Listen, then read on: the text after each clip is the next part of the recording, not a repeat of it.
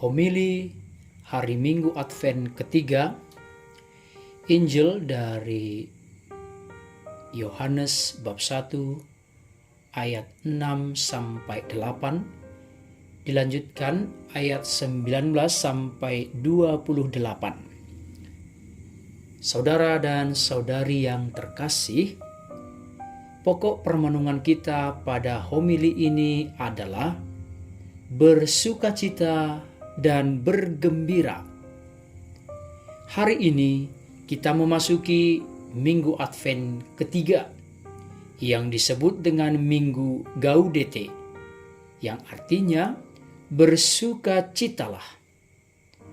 Dalam antifon pembuka misa, gereja menyerukan dan mengajak seluruh umat untuk bergembira. Bersukacitalah senantiasa dalam Tuhan. Sekali lagi kukatakan, bersukacitalah. Tuhan sudah dekat. Dari seruan ini sudah sangat jelas alasan kita bersukacita adalah Tuhan sudah dekat. Kedatangan Dia yang kita nanti-nantikan dengan penuh harapan dan iman semakin memunculkan cahaya yang bersinar, senada dengan 3 lilin Advent yang dinyalakan, menandakan sang terang sudah semakin nampak cahayanya. Memang terang itulah yang sedang kita tuju, dan ia sudah semakin dekat, maka pantaslah kita bersukacita.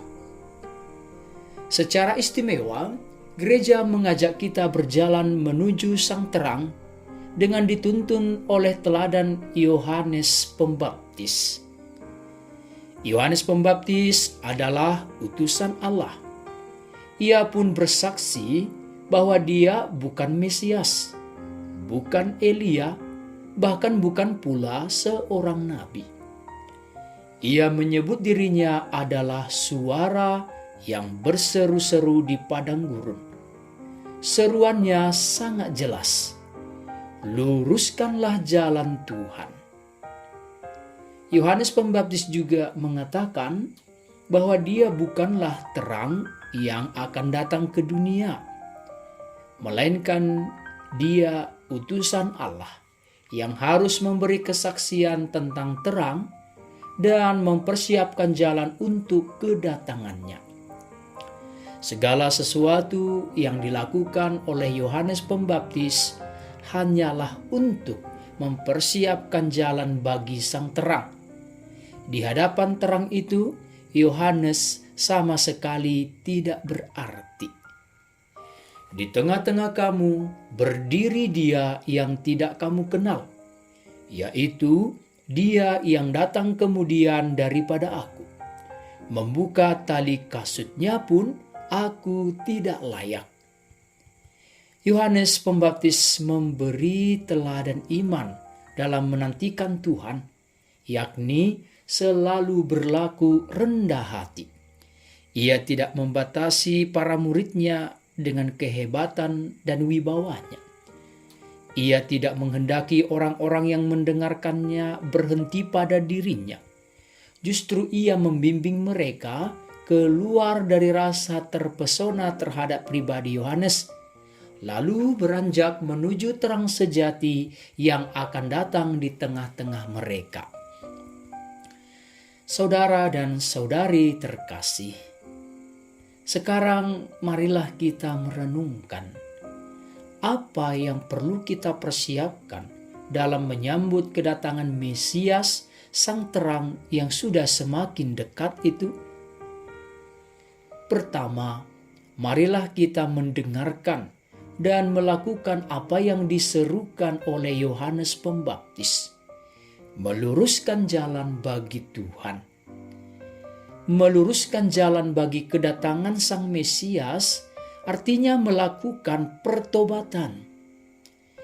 Jalan hidup kita sering kali bengkok dan dibengkokkan oleh dosa-dosa. Dosa selalu membuat arah hidup kita gelap. Maka dengan bertobat, kita beralih menuju terang, yakni Kristus Tuhan. Barangkali pertobatan konkret yang bisa kita lakukan dalam menantikan Tuhan yang sudah semakin dekat dan akan segera datang adalah menerima sakramen tobat. Dengan membersihkan diri dari jerat dan kuasa dosa, maka jalan lurus bagi kedatangan Tuhan akan benar-benar tersedia. Kedua, berlaku dan bersikap rendah hati.